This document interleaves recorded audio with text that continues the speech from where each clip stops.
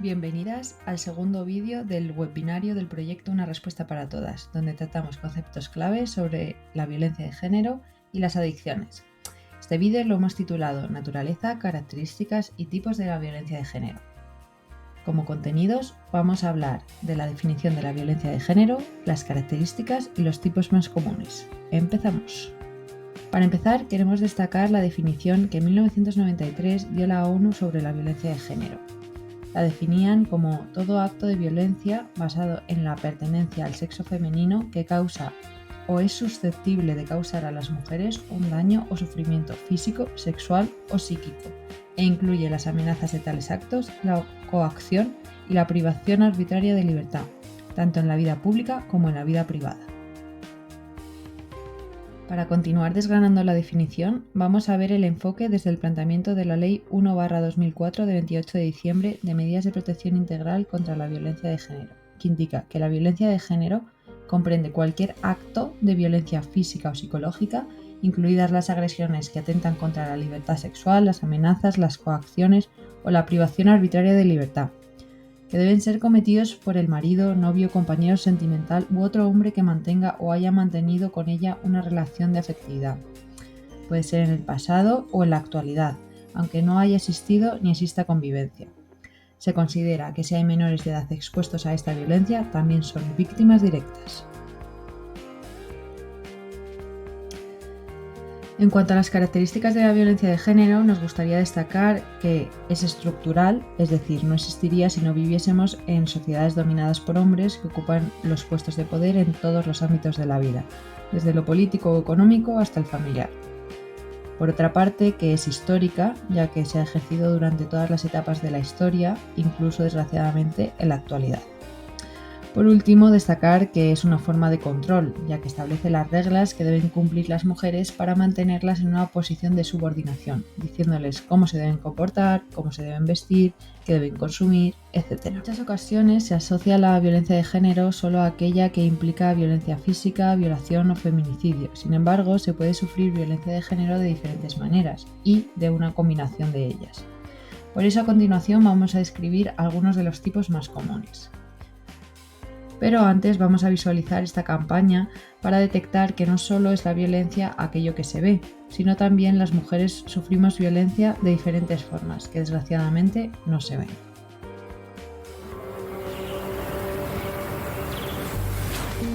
Me confirman que mañana presentamos tu proyecto. Vuelve a ponerte ese escote, ¿no? ¿A quién mandas fotos? ¿Qué haces? ¿Qué haces? Toma, hija, para tus estudios. Y cuídala, que vale más que tu madre. La violencia contra las mujeres no solo es física o entre parejas. La violencia es mucho más de lo que ves. Delegación de Gobierno contra la Violencia de Género. Ministerio de Igualdad. Gobierno de España. Como vemos, la violencia de género implica muchas acciones, algunas visibles y otras invisibles. Esto se refleja bien en la imagen del iceberg. Y precisamente aquellas más sutiles y difíciles de identificar son las que están, pero que son el sustrato de las manifestaciones más radicales de la violencia machista. Así, entre las visibles encontramos las violaciones, las agresiones físicas o los gritos e insultos. Y en la parte invisible se encuentran las humillaciones, los chantajes emocionales, el control, etc. Empezamos por aquellas manifestaciones más visibles que forman parte de lo que conocemos como violencia física. Esta podríamos definirla como violencia que consiste en cualquier acto deliberado que provoque o pueda provocar lesiones físicas. Por ejemplo, golpeándola, propinándole patadas, quemándola, agarrándola, pellizcándola, empujándola, dándole bofetadas, tirándole el cabello, etc.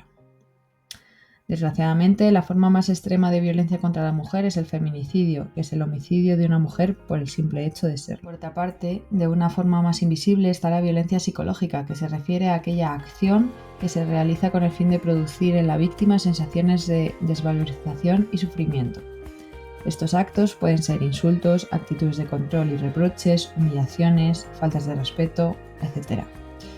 Si bien sus secuelas son difíciles de detectar, afectan a largo plazo a la estabilidad emocional.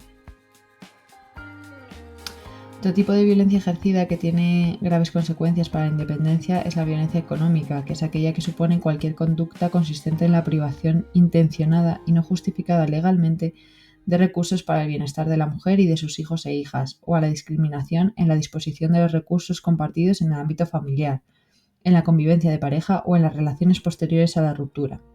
Puede ser mediante prohibir trabajar a la mujer, arrebatarle, destruir o vender objetos y bienes que le pertenecen, controlar su dinero o recibir sus recursos económicos. La violencia ambiental implica cualquier acto consistente en destruir el entorno de la mujer, como romper, esconder, tirar objetos de alta estima, no respetar su correo, maltratar a sus mascotas. La violencia sexual es todo comportamiento de naturaleza sexual realizado sin el consentimiento de la mujer, trato degradante de su sexo, coacción para mantener relaciones sexuales, violación. También se producen violaciones dentro del matrimonio o de la relación de pareja, que son los actos sexuales sin el consentimiento entre una mujer y su esposo, exesposo o compañero íntimo de largo tiempo. En estos casos, las mujeres tienen que hacer frente a la pérdida total de confianza de sus compañeros, así como al temor constante de que estos ataques se repitan. La violencia institucional es una de las más complicadas de definir y también de identificar, porque se trata de una manera más indirecta de ejercer la violencia machista, menos visible que otros tipos de violencia. Pero hay que tener en cuenta que el Estado tiene la responsabilidad en la prevención y en la eliminación de la violencia contra las mujeres, y cuando, por ejemplo, recorta o cancela ayudas o proyectos destinados para ellas, lejos de prevenir la violencia de género, contribuye a silenciar un grave problema social. La violencia de género institucional también se produce cuando las autoridades, ya sea la policía, el juez o los agentes sociales, cuestionan el relato de la víctima. Se habla de violencia simbólica cuando las acciones están destinadas a excluir, mediante la humillación, la discriminación o el chantaje, a las mujeres que no se ajustan a los estereotipos deseados. Puede ser desde recibir críticas por llevar prendas que descubran mucho el cuerpo, por ser activas sexualmente, por consumir sustancias de hombres, etc. También es importante definir el acoso e intimidación, que se refiere a las acciones persistentes que la víctima no desea para presionarla, asustarla o manipularla. Puede ser desde el piropo callejero hasta la presencia del acosador en espacios propios de víctima como del trabajo o del hogar. En cuanto a la violencia laboral, destacar que es aquella discriminación hacia la figura de la mujer en los centros de trabajo que obstaculicen su acceso al empleo, ascensos, estabilidad laboral, etc.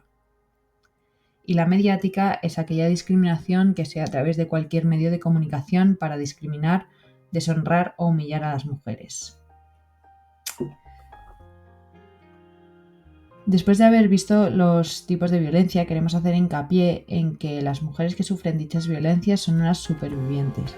Suele decirse que son víctimas de violencia de género, pero es mejor llamarlas supervivientes, ya que así se pone el foco directamente en las capacidades que han tenido para sobrevivir de todo lo que la violencia de género conlleva. Para finalizar este bloque del webinario, tenemos el spot del corto documental Juntas, que os recomendamos ver al completo, pero que ya en este fragmento se pueden ver que las agresiones machistas podemos sufrirlas todas por el hecho de ser mujeres, o que, además del género, se pueden juntar más elementos de manera transversal, que amplíen la vulnerabilidad en estas situaciones, como puede ser el hecho de ser una mujer migrada, la edad, tener alguna discapacidad o alguna adicción, etc. También en el vídeo se habla de medidas que se deben tomar para acabar con estas violencias. En nuestro caso nos centraremos en ellas en el próximo vídeo del webinar. Yo he tenido la suerte de no morir estando en una situación muy crítica y hablo en nombre de las que han muerto y no pueden hablar. Soy parte de la historia de la lucha de las mujeres. Tú también lo eres. Lo somos todas, porque todas, por el hecho de ser mujeres, podemos sufrir violencia machista. Contra esta violencia sistémica luchamos desde hace años. Somos la lucha, somos la historia. Casi 1 de cada 3 mujeres en algún momento de su vida han sufrido violencia sexual. Ocurre en todas las capas sociales. No podemos decir, a mí no me va a pasar esto, a ti te puede pasar. Afecta mucho cuando te cuentan toda la violencia vivida, cuando tienes que estar escuchando detalles de la violencia física, sexual, social, económica. Quien termina saliendo peor de la situación de violencia es la mujer migrante, o por no tener papeles, o por no tener información, o por no tener un entorno, o por no tener recursos. Ya no solamente el hecho de que lo haya sufrido directamente, sino que el miedo a sufrir estas violencias ya nos ha limitado a nivel de derechos, a nuestro día a día. Nosotras queremos ser libres. Queremos vivir sin callar, sin escondernos. Queremos acabar con la violencia que provoca nuestro miedo. Nos queremos vivas. Vivas y libres. La solución está en las escuelas, en la educación. Y necesitamos una educación sexual en igualdad. Lo que hay que cambiar es la cultura del consentimiento y la cultura de las relaciones sexuales. No daremos ni un paso atrás. Queremos un futuro libre de agresiones, un futuro sin miedo. Porque las que vendrán han de crecer libres. Y las que estamos queremos vivir libres. Yo creo que este país ha sido un abanderado y sigue siendo un abanderado en la lucha contra la violencia. Pero todavía tenemos que seguir luchando.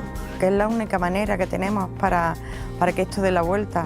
El gran empujón a los cambios reales en nuestra sociedad se han dado cuando todas y todos hemos estado unidos.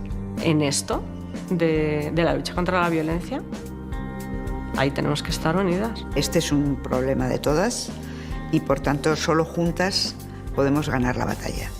Es decir, juntas, aunque seamos diversas. Una intenta caminar, ¿no? Pero juntas podemos correr y podemos ir haciendo esa red y ir acompañando, siempre juntas. Ahora queremos un mundo libre de violencias machistas. Y aunque no estamos todas, porque faltan las asesinadas y las silenciadas, lo tenemos que conseguir, juntas.